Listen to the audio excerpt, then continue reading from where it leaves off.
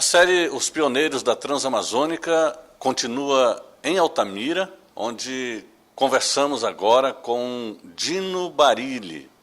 Dino é uma das personalidades mais respeitadas quando se trata de assuntos do meio rural, agropecuária, colonização e produção. Ele hoje está à frente da Secretaria Estadual que trata desses assuntos. E é um dos mais antigos administradores, gestores da região da Transamazônica. Dino, para começar, eu gostaria que você falasse um pouco da sua trajetória ligada ao INCRA, ao período da colonização da Transamazônica e Xingu. Olha, especificamente do INCRA, eu tive com muito orgulho, e às vezes bato no peito com muito orgulho, quando eu digo que eu administrei o maior projeto de colonização desse país. Foi um período de muito trabalho, justamente no maior foco na época da colonização, que foi de 87 até 90. Então, eu administrei o PIC, que quando você fala hoje as pessoas nem lembram, que era o Projeto Integrado de Colonização, com sede em Brasil Novo. Era o PIC Altamira. É o PIC Altamira, que era uma área só de apenas... Só para lembrar, era o PIC Altamira e o PIC Itaituba, que se dividia a região, exatamente, né? O nosso ponto de encontro é onde hoje é o município de Placas. Por que Placas? Porque eram as placas definidas entre a divisa do trabalho e da ação do INCRA. Então, e tanto é que se transformou em município. Então, é de Placas aonde hoje é o município de Pacajá. São 500 quilômetros de Transamazônica na nossa gestão, até, no lado direito, até o rio Xingu, em frente praticamente ao município de Almerim, e no lado esquerdo até na divisa com Guarantã do Norte, no Mato Grosso. Então, é só esse mundo que estávamos administrando naquela época, quando fomos executor do PIC Altamira. É um mundo mesmo. E só lembrando, as placas eram exatamente onde dividia os dois municípios, Altamira e Itaituba, né? Hoje, depois de tantos municípios criados, novos, você vê que a distância que havia, não é, entre uma cidade e outra eram dias de viagem. Só para você ter uma ideia, nós tínhamos um raciocínio lógico. Se você analisar direitinho, Altamira está no centro. Marabá, Altamira e Itaituba. Se você pegar o carro, você vai medir a 1.000 quilômetros exatos. E Altamira é exatamente 500 quilômetros, tanto para lá como para cá. Então, esse era um ponto estratégico do governo. Então, quando da colonização em si, às vezes, você ainda me perguntou ainda há pouco, quem e quantos vieram? Ora, são muitas famílias. Mas nós tínhamos como meta do governo, na época do regime militar, e era uma coisa muito, quando dizer era para fazer, era para fazer. Muita gente chegou ao ponto de dizer que a Transamazônica saiu do nada a lugar nenhum. Isso é um crime com o povo que aqui está. Nós estamos, eu costumo dizer em palestra, e eu gostaria que você registrasse isso, que nós estamos no terceiro momento do desenvolvimento da região da Transamazônica no estado do Pará. O primeiro momento foi aquele em que as pessoas não lembram do tradicional, do extrativismo, da colheita da castanha, da borracha, do gato maracajá que quase entra em extinção. Logo após veio, a partir de 71, com o projeto do governo, a Lei 1164, foi criado a Transamazônica. E aí veio a colonização, que é o segundo momento. Mas hoje, quando nós falamos que é um crime falar ainda, é um respeito que nós temos pelo período da colonização. Mas hoje nós estamos, na nossa visão, num terceiro momento.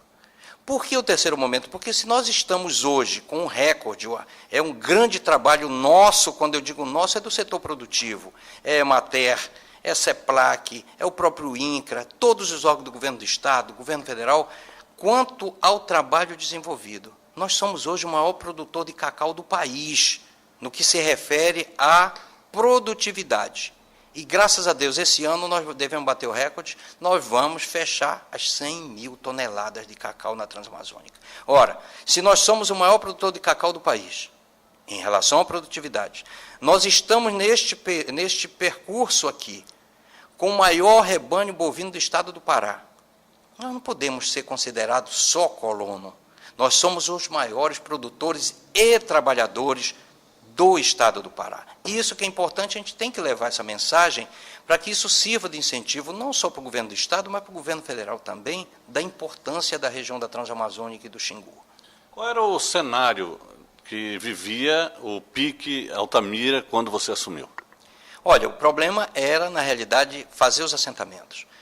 Só para você ter uma ideia, naquela época, praticamente foi o primeiro projeto de assentamento que nós criamos na Transamazônica, no município de Medicilândia, que foi o projeto de assentamento Surubim.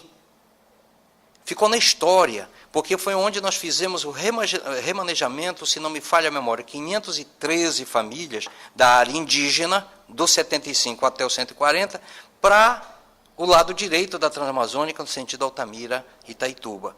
Nós criamos o projeto de assentamento Surubim para assentar essas famílias. E hoje, se você olhar, são mais de 3, 4 mil famílias que estão nesta área que teve início com o projeto de assentamento Surubim. Com alta produção. Com produção, veja a quantidade de cacau que está produzindo ali. E não é só cacau, a pecuária. E eu acho que agora, com essa nova política do governo do Estado, nós sairmos um pouco desse mesmismo da Transamazônica e região do Xingu, que parece que o pessoal só tem uma visão de plantar cacau e pasto. Nós precisamos sair disso. Porque se nós é da Amazônia, por que nós não produzimos guaraná? Não é justo que a gente não produza a seringueira ou a borracha? Por que nós temos que dar isso? Hoje, os maiores produtores de borracha está em São Paulo, Mato Grosso do Sul e na Bahia. A Amazônia, que é a sede, a origem da borracha, da seringueira, é apenas 10%. Então, nós não podemos, como trabalhador ou como profissional da área do setor produtivo, na área agronômica, nós não podemos aceitar isso. A seringueira é nossa, é da Amazônia. E por que outras regiões produzem mais do que a gente? Por que nós não produzimos o guaraná? Por que nós não produzimos o urucum, que agora, por lei, a partir deste ano, não se pode mais ter um corante industrial nos produtos que nós consumimos, tem que ser natural. E o urucum é um dos melhores deles. Isto é um trabalho que o governo do Estado, a partir de agora, está tentando desenvolver. É ver uma outra forma do desenvolvimento do setor agropecuário no Estado do Pará, com a nova estrutura que foi criada, que chama-se SEDAP, que é a Secretaria Estadual de Desenvolvimento Agropecuário e da Pesca. São visões que o governo do Estado está tendo para trazer melhor à tona tudo aquilo que se pode produzir na região da Transamazônica e no estado do Pará. Você estava falando que foi definido já o plantio de seringueira junto com o cacau? Agora nós estamos com uma nova política, isso é coisa recente, desta semana. É um trabalho conjunto, tá? Para que se possa ter uma outra produção junto com o plantio do cacau. A seringueira serve como sombreamento para o cacau. E por que não a seringueira? Que daqui a 6, 7, 8 anos você tem duas produções dentro da mesma área, e não só o cacau. Até porque o cacau precisa do sombreamento. Já temos os espaçamentos corretos, é um trabalho que a gente tem que tirar o chapéu. A Embrapa é importante nisto, a pesquisa foi feita pela Embrapa, e a Embrapa é da Amazônia. Nós estamos aqui na Amazônia, o resultado é dela. Parceria com a CEPLAC, parceria com o governo do Estado através da SAGRE, que existia anteriormente e que a partir deste ano ela deixou de existir, sim, mas o trabalho fica. Então, SAGRE, CEPLAC, EMATER e Embrapa foi que chegaram a esse final de que diz pode ter duas produções na mesma área, que é o sombreamento do cacau com a seringueira. Dino, você chegou aqui na região de Altamira em 72? Não, 74 para 75, mas você atuava na Carpará na época. Então você chegou a acompanhar a chegada ainda de muitos agricultores trazidos pelo INCRA aqui para a região, e há um fato comum, que é o sofrimento dessas famílias tiradas das suas terras e trazidas para o Pará sem nenhuma estrutura. Teve família que enfrentou muita dificuldade, né? E só não voltou ou por vergonha da família que tinha ficado lá, ou por falta de condições. Então você acompanhou essa época como técnico trabalhando nessa área. Na sua avaliação, o projeto da Transamazônica, a decisão do governo militar em abrir a Transamazônica, foi um projeto vitorioso ou foi um fracasso em termos de gestão? Às vezes dói no coração da gente, de nós, não é o Dino sozinho, mas de toda uma equipe, de todo um trabalho que foi desenvolvido, com pessoas ainda lá fora, principalmente porque antes, e eu continuo batendo nessa tecla, que parece-me que para o pessoal do centro-sul do país, a Amazônia não faz parte do Brasil. Dizer que a Transamazônica saiu do nada a lugar nenhum, isso é um crime, é uma afronta, é um desrespeito para conosco da Amazônia, e muita gente não é daqui, veio de fora e ajudou a construir isso aqui. Ora, se nós somos o maior produtor de cacau desse país hoje, em relação à questão, eu volto a dizer, em questão à produtividade, enquanto a Bahia produz hoje, para ser mais exato, 287 quilos de cacau de amêndoa seca por hectare, nós já ultrapassamos 900 quilos média por hectare. Então, é sinal que nós estamos trabalhando. Então, quando se diz que saiu do nada a lugar nenhum, isso é um crime. Se nós somos o segundo maior rebanho bovino do estado do Pará. Em relação à tua pergunta inicial, é muito claro, quando do projeto, o projeto inicial do governo seria atender a necessidade daqueles que estavam morrendo, principalmente no Nordeste, por isso que tem aquela bendita frase, homens sem terra para terras sem homens. E tem aquela, trazer o desenvolvimento para o país através de uma área que tem o poder de produção. Então, no próprio decreto presidencial, quando se criou o PIC Altamira, que chama-se Altamira 1, lá está escrito, e vai fazer parte do segundo livro que eu estou editando. 70% dos beneficiados seriam obrigatoriamente do Nordeste, porque lá estavam morrendo de fome pela seca. Aqui nós tínhamos terra boa e bastante água. E os 30% para o resto do Brasil. Tanto é que você vê que quantos gaúchos vieram? Paranaense, capixaba, paulista, muitos vieram. E dizer que tinham vergonha, eu não digo que foi isto. É porque nós enfrentávamos dois problemas sérios naquela época. Ora, as pessoas até brincam, sorriem quando a gente coloca isso. Quando você dizia, você vai para o Anapu amanhã, o cara tremia e pensava, dizia que ele já pegava malária só de falar no município do Anapu. E era realmente uma região dos maior foco de malária, era naquela região do Anapu. Mas quando você, isso é um ponto. No segundo momento, quando você falava por que muita gente retornou, não foi pelo fato de não gostar da área, é porque nós tínhamos um outro problema, a grande incidência, que às vezes a pessoa nem lembra mais hoje, do P1, que dava hemorragia, muitas crianças, muitos idosos morreram. E quando dizia que era muito estrada, não, isso aí a gente não pode incriminar, porque o projeto era a famosa espinha de peixe, a cada 5 quilômetros uma estrada vicinal com até 10 quilômetros. Esse era o projeto inicial. Ora, é tão importante que nós temos vicinais com mais de 100 quilômetros hoje. Então, é sinal que um projeto deu certo. E se pensava em X famílias. Hoje, são milhares de famílias que estão aqui. Quando a gente olha esse pedaço de chão aqui da Transamazônica, entre Pacajá e Placas, que são exatos 500 quilômetros, 250 a um lado de Altamira e 250 para o outro lado. Você imagina quantas famílias tem?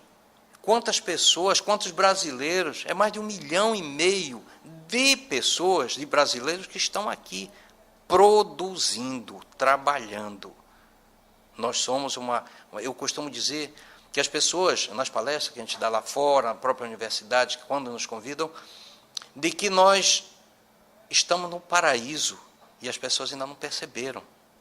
E só agora parece-me que a coisa está acontecendo. Ora, se nós estamos com uma área beneficiada, uma das maiores fatias da terra roxa do estado do Pará está aqui na região, onde você planta cacau, se você vê, você planta cacau, você está produzindo já mais de 5, 6 anos, você nunca adubou, e você está produzindo mais do que aquilo que um estado que tem como uma cultura principal, que é a questão da Bahia, nós estamos produzindo 3 vezes mais.